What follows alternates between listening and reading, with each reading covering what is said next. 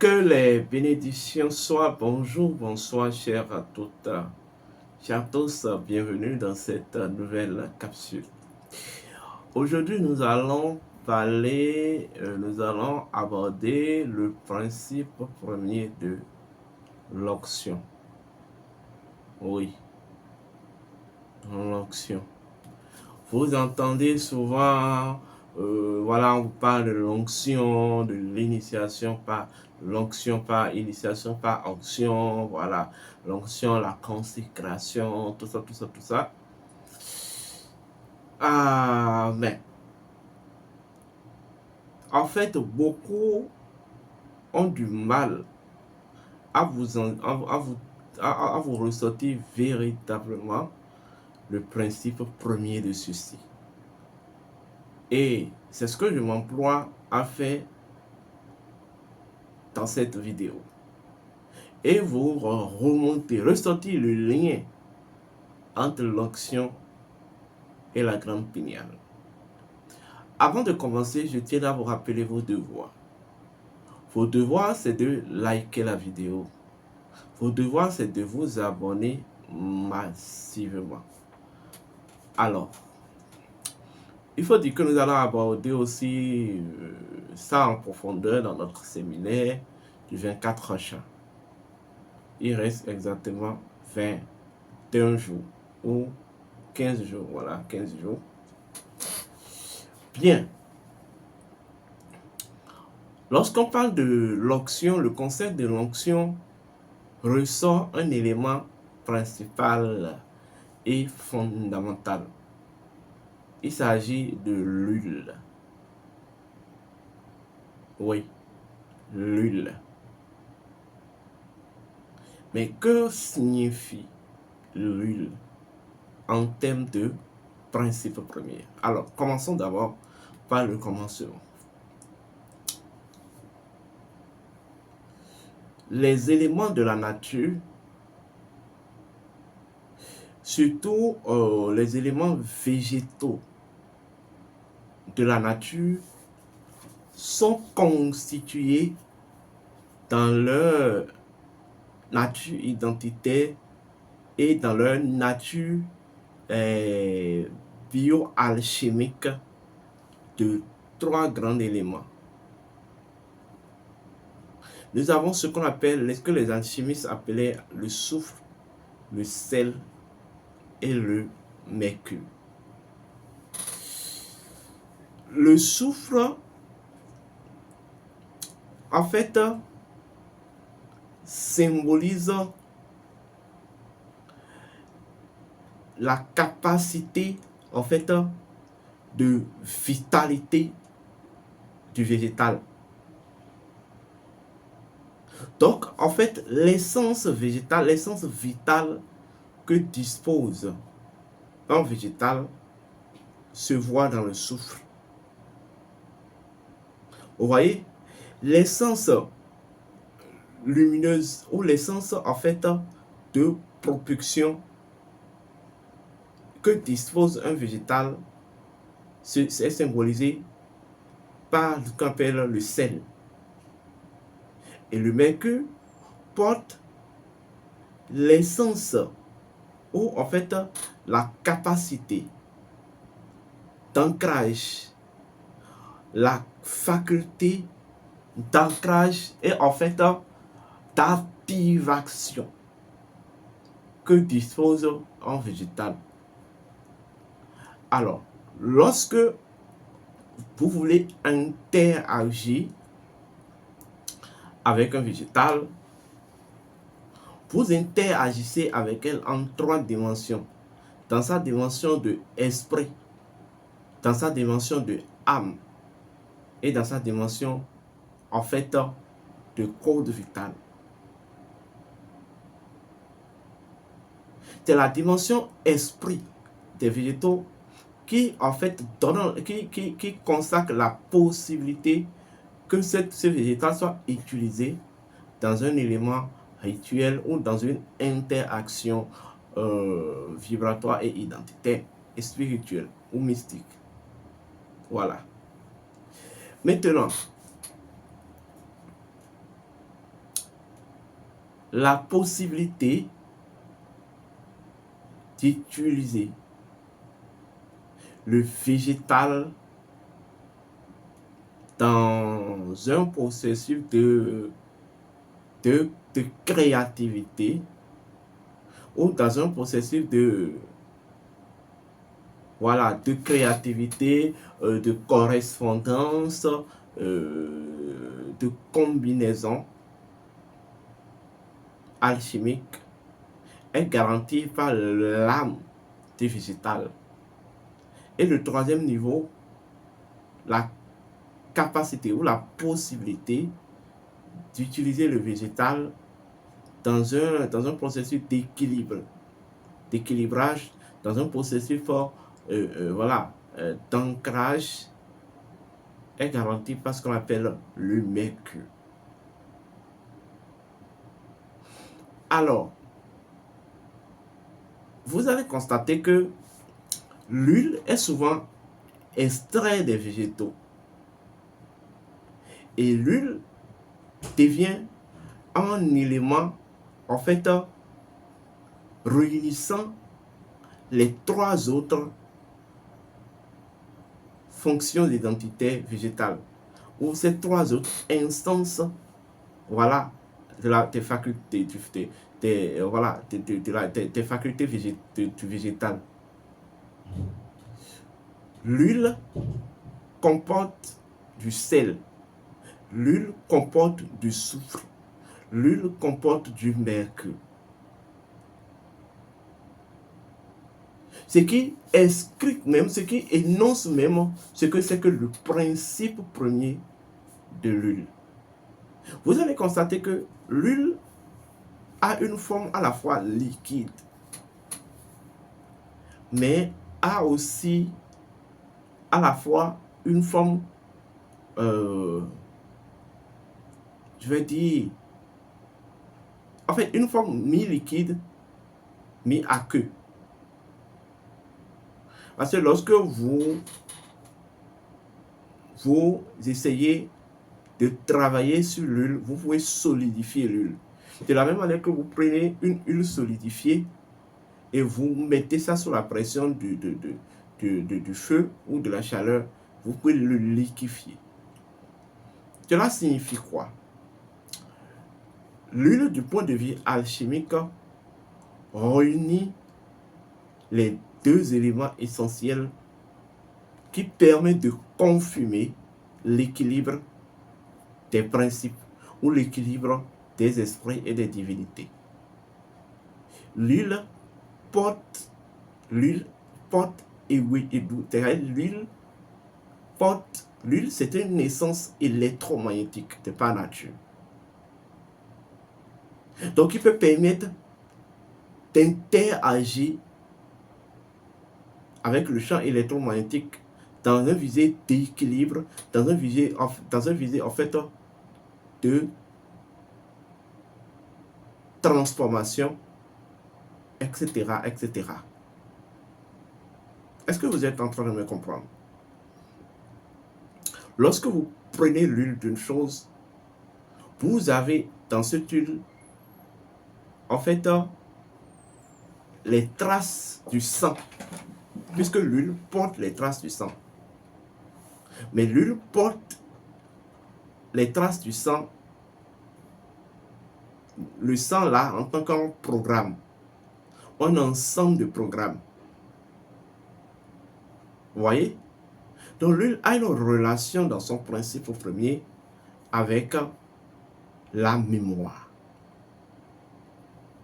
Ou la mémoire des choses. Voilà pourquoi dans les traditions rituelles, dans les pratiques initiatiques, pour éveiller la mémoire d'une chose, éveiller le man d'une chose ou susciter en fait l'instance de souvenir ou même de réflexion d'une chose, d'un esprit, d'une énergie, d'une divinité, d'une personne, on utilise l'huile.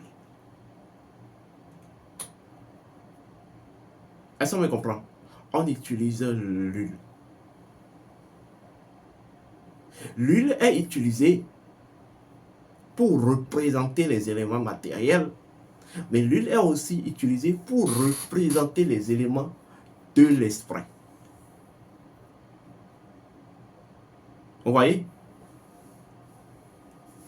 Alors, lorsque l'huile est ajoutée ou le sang, ou les traces du sang sont ajoutées à l'huile, l'huile devient alors un sanctuaire ou un véhicule. Autrement dit, un courant. Voilà pourquoi, dans la tradition égyptienne, les gens ont souvent l'habitude d'associer de façon symbolique et mythologique l'huile au bac de riz. Oui, parce que selon la légende, la bac de riz circule en fait sur la périphérie ou au-dessus de l'océan. Vous voyez, il frotte sur l'océan. Et du point de vue démonstrationnel, lorsque vous prenez de l'eau stockée quelque part et vous mettez l'huile là-dessus, vous allez constater que l'huile ne va jamais se noyer dans l'eau. L'huile reste toujours superficiellement à l'eau. Et vous allez constater que si vous mettez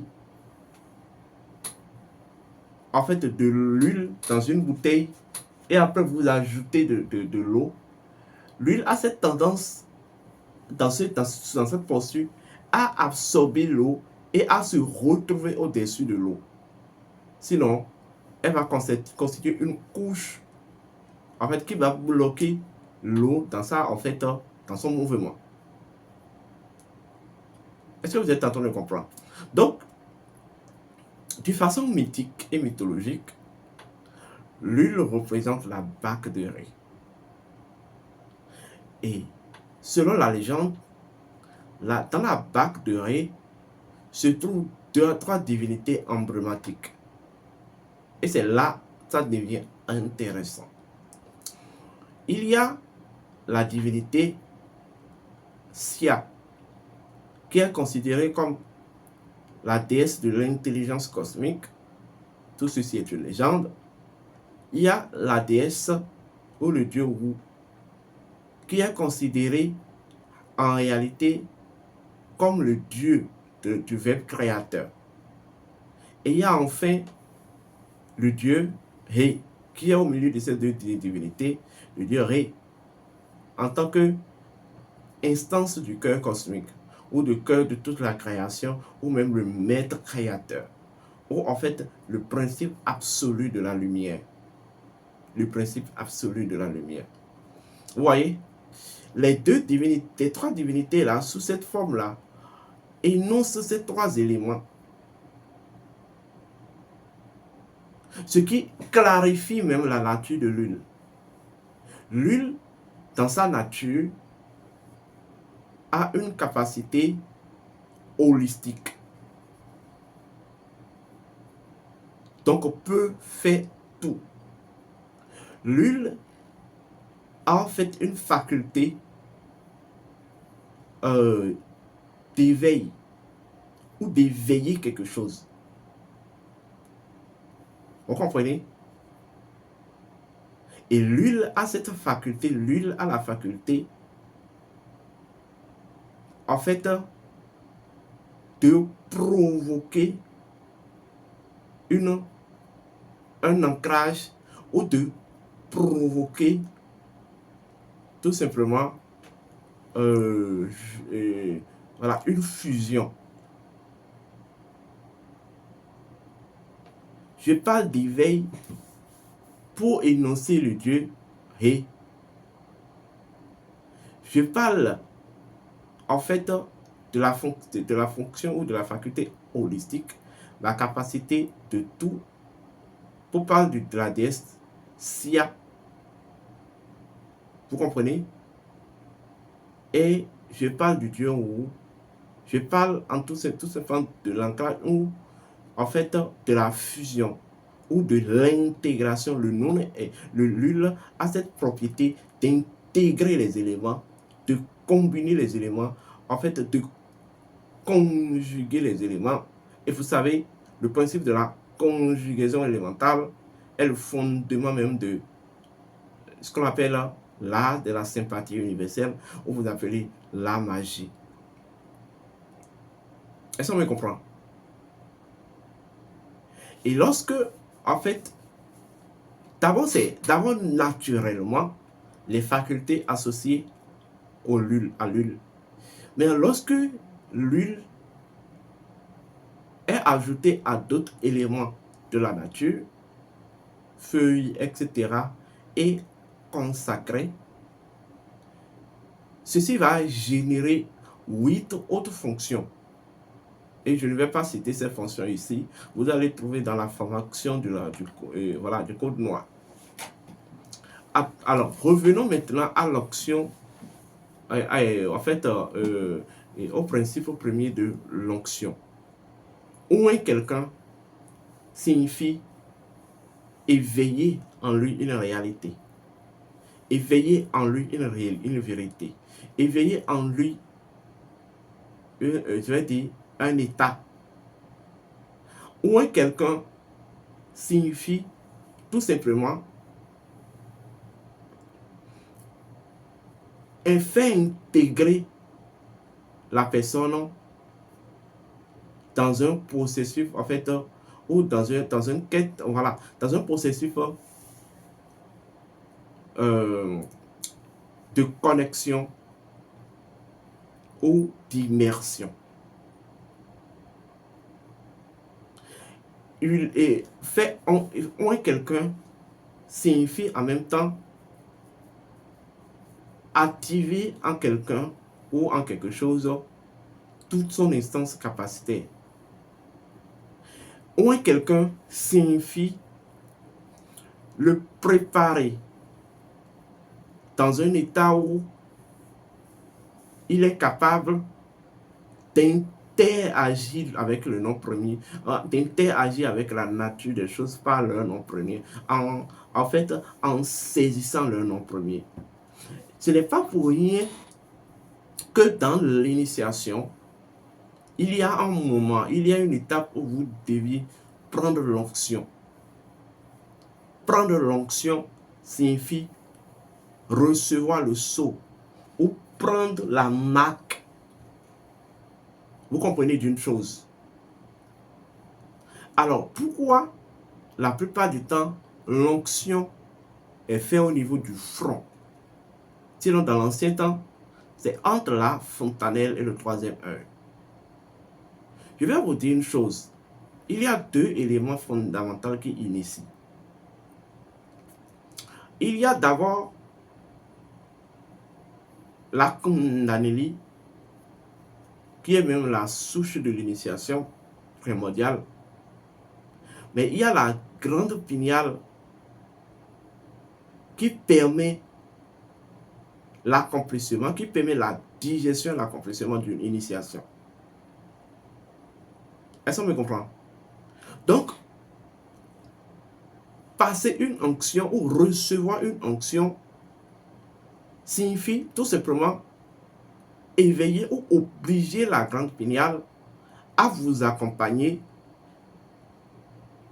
dans une perspective, dans une réalité donnée ou dans une perspective précise. Vous avez fait une initiation et on vous passe l'huile comme onction.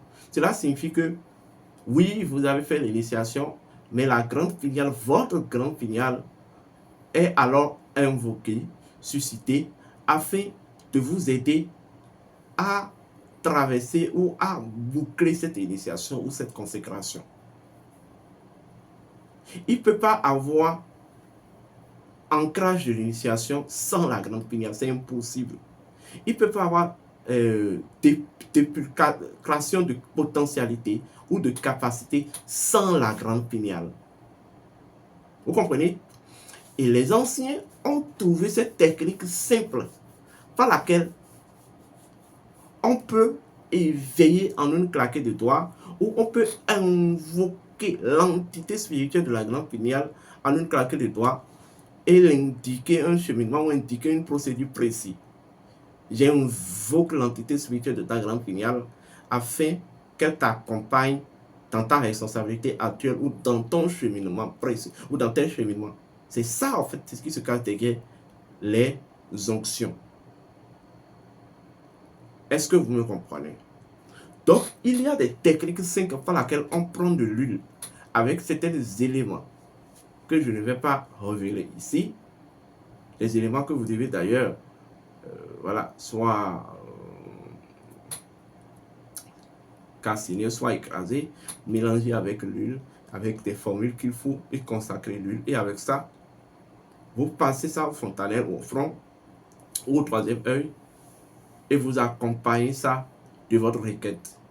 Et l'entité spirituelle de la grande pinéale qui est là invoquée par cette onction s'occupera de mettre à disposition tous les éléments précis pouvant vous aider à atteindre cet objectif-là. Et nous allons vous révéler dans le code noir, dans la formation du code noir, cette technique. Donc, grâce à cette technique, vous pouvez aussi obliger ou activer une capacité d'intelligence et de brillance intellectuelle à vos enfants. Grâce à la grande pinéale, grâce à cette technique, vous pouvez en fait, grâce à l'onction, à cette technique, vous pouvez éveiller, obliger vos ancêtres, leurs membres et toutes les entités de votre sang à travers l'entité de la grande pinéale à vous aider, à vous accomplir en termes d'épanouissement spirito-matériel. Ça sera la cerise sur le gâteau au cours de cette formation. Sachez tout simplement une chose. L'huile porte les 3 éléments essentiels pour l'alchimie. L'huile porte et les éléments associés à l'identité virile et à l'identité fertile. L'huile, en fait, conjugue en une seule unité parfaite et absolue l'esprit et la matière. Vous allez constater que lorsque vous prenez 2 choses totalement contraires, chimiquement parlant, et vous les transformez, vous les mettez dans une huile, il n'y a rien à faire, tout se concilie. De la même manière que l'huile a un secret, il y a un secret que je vais vous révéler. Un secret par lequel, sur un certain nombre de jours, vous allez huiler la terre. Quand vous vous réveillez, l'huile est déjà préparée, vous mettez ça sur la terre, vous tracez ça sur vous tracez certaines géométries avec l'huile sur la terre. Et cela va obliger la terre et les entités de la terre à vous donner toutes les prospérités de la terre. Quantifié en réussite matérielle, etc., etc. Et oui, c'est une technique assez simple et totalement simple. Il faut huiler la terre. Ceux qui ont fait les couvents vaudous authentiques savent de quoi je parle. Bon, je ne vais pas dévoiler toute la formation ici. Donc, les conditions pour s'inscrire à la formation du 24 au 25 mai sont bel et bien là. Hein. Vous composez le 00229 01 66 26 34 56 00229 01 68 53 96 60. Au bas de la vidéo, vous aurez toutes les formalités. Et comme je vous l'ai dit, nous avons besoin de 33 inscrits. Au-delà de 33, nous ne refusons. Dès que le quorum serait atteint, on ne recevra plus personne. Donc, voilà, d'ici là, portez-vous bien et que les bénédictions soient.